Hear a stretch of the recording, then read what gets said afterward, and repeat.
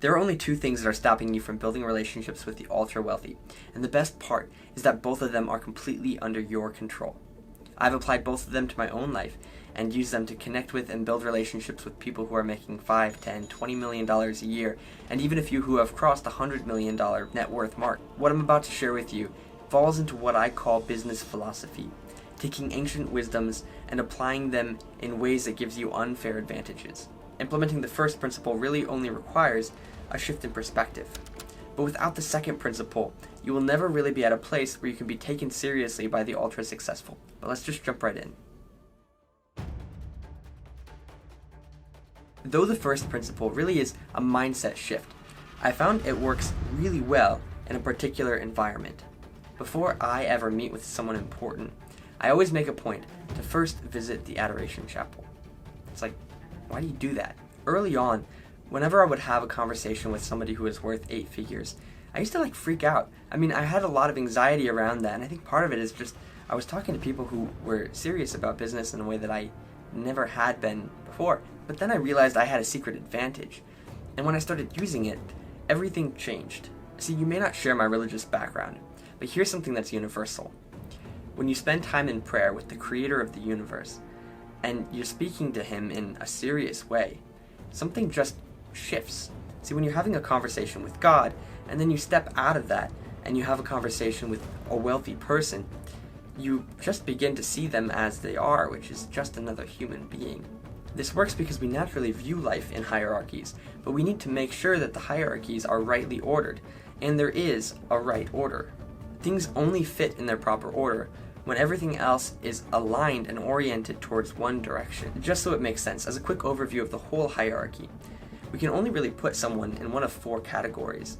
We could glorify them, where we see them as above us, or, even as a god. And I think that this is what I was tending to do with a really wealthy person before I ever got on a call with them.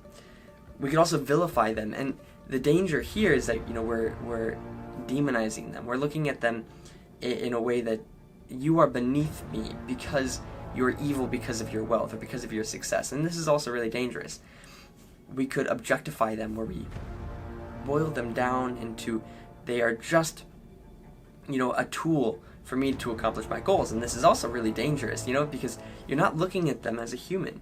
With any of these, when you glorify or vilify or objectify a wealthy person, any person, what you're doing is you're stripping them of their humanity, because the one thing that you can do to give to another human is to dignify them, is to treat them with dignity. The right thing to do is just to put things in their proper order. We need to glorify God, humanize humans, demonize demons, and objectify objects. And when you do that, life just makes it's a lot simpler, and people are so much more receptive to you because you have your life in order. If you're not religious, it's still important to know that you're still putting something at the top of your hierarchy. And whether that's something that should be objectified, or should be dignified, or should be vilified, you should just know what's at the top of your hierarchy. Because we're all ordered towards something, and it's like, what are you ordered toward? Now, I think what we should do is think about Steve Jobs. Before he built Apple, he was just a nerdy high schooler, right? So when he was 13, he would just pick up the phone and call Bill Hewlett and say, hey, I need some computer parts. And then Bill Hewlett was like, sure. And then he also gave him an internship, and they built a relationship there. And he just didn't treat Bill Hewlett like he was $100 million, founder of one of the biggest technology companies at the time, which he was. But he basically treated him no different than he would his algebra teacher. And I think that that's a testament to humanizing humans, to dignifying them. One of my friends said to me, even after you found out what I was worth, you never asked me to invest with you. You never asked me for money or for favors. And it just came down to, that's not why we were friends. And then after that, that was the only reason why he was even interested in working with me at all. Most of the wealthy people that I know just expect you to ask things of them. And they get so many people who come to them and ask for money or ask for connections or things like this, that they do have a wall that they have to put up because they have to. And it's kind of a relief when they allow you to come in with their circle and then you're not making demands of them, because they find out that, okay, this person is actually just somebody who's interested in a real connection here. And that's so good. I love that. But the trick is that you have to genuinely want to be friends with them. Not as a means to an end, but as an end in and of itself. It just means you don't have hidden agendas. because friendships don't work like that. In my experience, once an ultra high net worth person feels comfortable with you, they feel comfortable because they know that you're not going to, you don't have these expectations or these great demands in your friendship with them, then they're actually so much more comfortable to have, you're going to have the most insightful conversations with some of the smartest people you'll ever meet. Now, before I get to the second principle, I'm going to open up this box. I've been building a platform called Time Flies, which basically is like Expedia, but for pulling all the private charter quotes into one place. One of the operators that I've been working with that's been very helpful in helping me develop this, they just bought a new airport.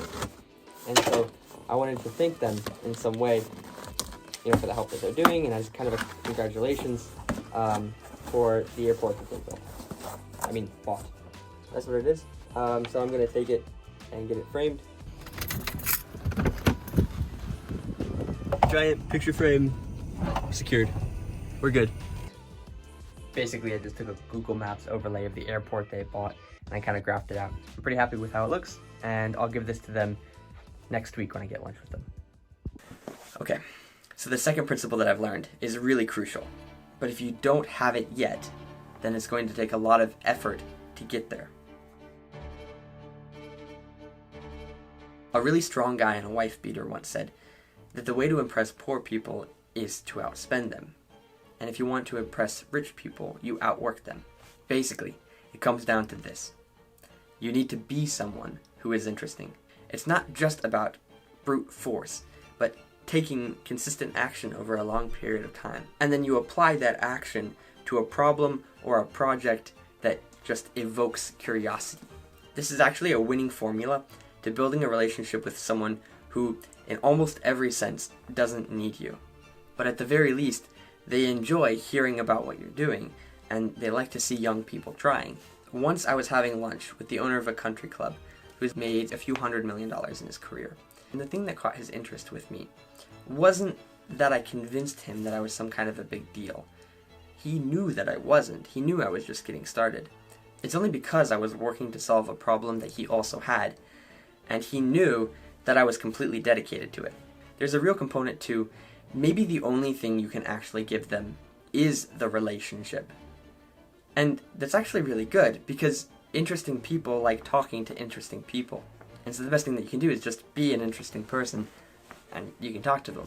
And it's definitely an easier said than done thing, but it's just the way that it is. But I really like that.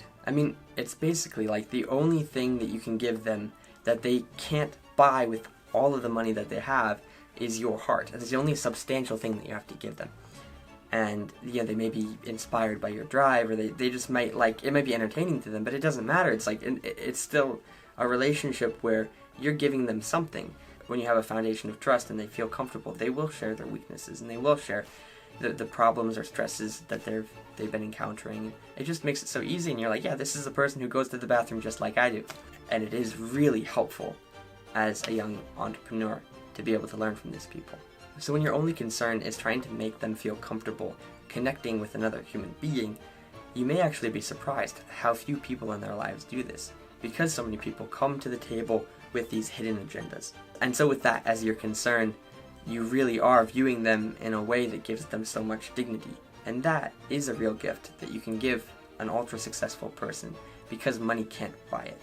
So now that you understand these two principles of changing your perspective and behavior to be able to build out your network in the first place, the thing that's left is, how do I use my new network to accomplish my business goals? To learn how to master the rule of reciprocity and interact with people in a way that makes them excited to give back. Watch my next video, and I'll reveal all of my findings that I uncovered on my search to figure out how do you put yourself in a position where the people around you want to help you in your career.